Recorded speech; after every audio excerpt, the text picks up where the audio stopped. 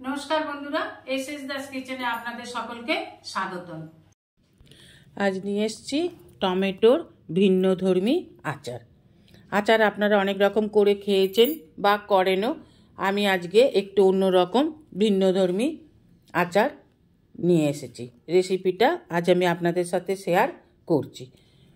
এখানে আমি নিয়ে নিয়েছি 1 কেজি একেবারে লাল টুকটুকে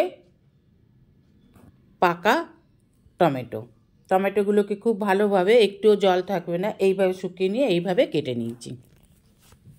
এবার বানিয়ে নেবো একটা গুঁড়ো মশলা। ওভেনে ছোট একটা কড়া বসিয়ে দিয়ে দেবো 2 চামচ ধনে, 1 চামচ জিরে, 1 চামচ মৌরি, 1 চামচ 5 ফোড়ন আর 3টে শুকনো লঙ্কা। শুকনো লঙ্কা এখানে আপনারা একটু বেশিও দিতে পারেন। আমি 3টে শুকনো লঙ্কা দিয়ে মশলাটা ভেজে গুঁড়িয়ে নিলাম। এবার ওভেনে দিয়ে দেবো সর্ষের তেল, দিয়ে দেবো তেজপাতা, শুকনো লঙ্কা, কালো সর্ষে, 5 ফোড়ন। ফোড়নটাকে খুব ভালোভাবে ভেজে নেব। দিয়ে দেবো রসুন। এখানে আমি পুরো একটা রসুন ছাড়িয়ে নিয়েছি, যতগুলো হয়েছে। এর বেশিও রসুন আপনারা দিতে পারেন। রসুনটা দিয়ে যখন সুন্দর স্মেল ছেড়ে দেবে, রসুনটা হালকা লাল হয়ে আসবে, তখন দিয়ে দেবো একটা কেটে রাখা টমেটোগুলোকে।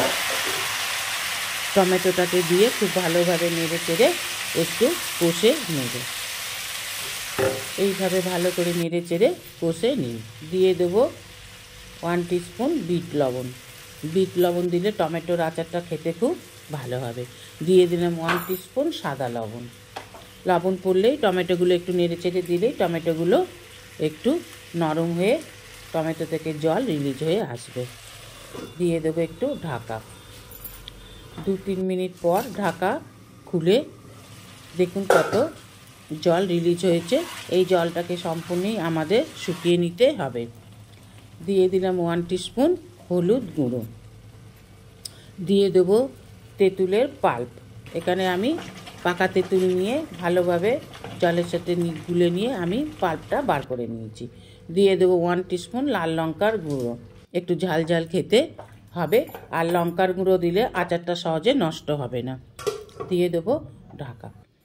এবার ঢাকা খুলে সমস্ত উপকরণগুলো মিশিয়ে নিয়ে দেখুন জলটা একটু কমে ঘন হয়ে এসেছে।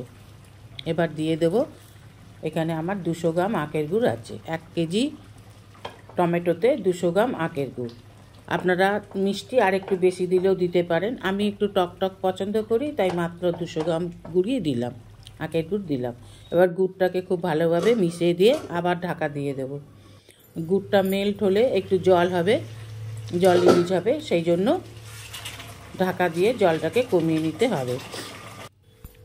এবার দিয়ে দেবো কিশমিশ, পরিমাণ মতন কিশমিশ দিয়ে দিলাম। আপনারা এখানে খেজুরও দিতে পারেন, কাজু বাদাম দিতে পারেন।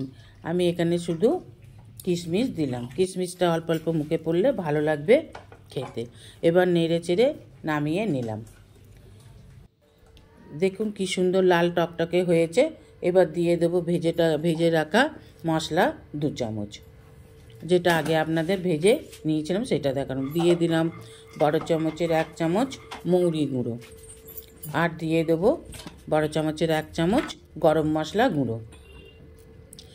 এবার সব উপকরণগুলোকে খুব ভালোভাবে নেড়ে চেড়ে টমেটোর চাটনির সাথে মিশিয়ে নিতে হবে। আমি এখানে নামিয়ে নিয়ে মশলা দিচ্ছি, কড়ার মধ্যে থাকলেও দিতে পারতাম, নামিয়ে নিয়ে দিচ্ছি কারণ এই আচারটার মধ্যে যেটুকুনো বা জল আছে সেটা কিন্তু এই গুঁড়ো মশলাগুলো সব টেনে নিচ্ছে। দেখুন আচারটা কতটা বসে গেছে। মশলাগুলো নামিয়ে দিলে যেটুকুন জল থাকে মশলাগুলো টেনে নেয়। এই আচারটা কিছুতেই নষ্ট হবে না। একে ফ্রিজে রেখে যখন বার করবেন তখন শুকনো চামচ দিয়ে বার করে আবার সঙ্গে সঙ্গে ফ্রিজে ভরে দেবেন। এই আচারটা নষ্ট হবে না। ডিপ ফ্রিজেও রাখতে হবে না, নর্মালভাবেই রেখে দেবেন। খেতেও খুব টেস্ট হয়, অনেক দিন পর্যন্ত ভালো থাকবে। এইভাবে আচার বানিয়ে সংরক্ষণ করতে পারেন।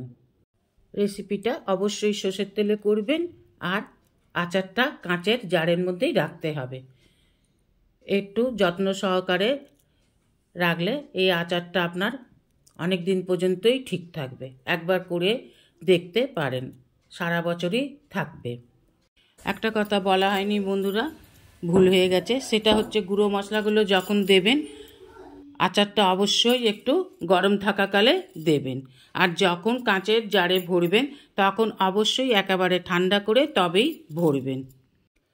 ভাত, রুটি, লুচি, পরোটার সাথে খেতে পারেন, আবার পাউরুটির সাথেও জেলি হিসেবেও খেতে পারেন। খুব ভালো লাগে খেতে। এইভাবে একবার করে খেয়ে দেখার অনুরোধ রইল। Thanks for watching my video. ভালো থাকবেন, সুস্থ থাকবেন। ভিডিওটি ভালো লাগলে অবশ্যই একটা লাইক, কমেন্ট, সাবস্ক্রাইব করার অনুরোধ রইল। পাশে থাকা বেল আইকনটিতে ক্লিক করে দেবেন নিউ ভিডিওর আপডেট পাওয়ার জন্য। সবাই ভালো থাকবেন।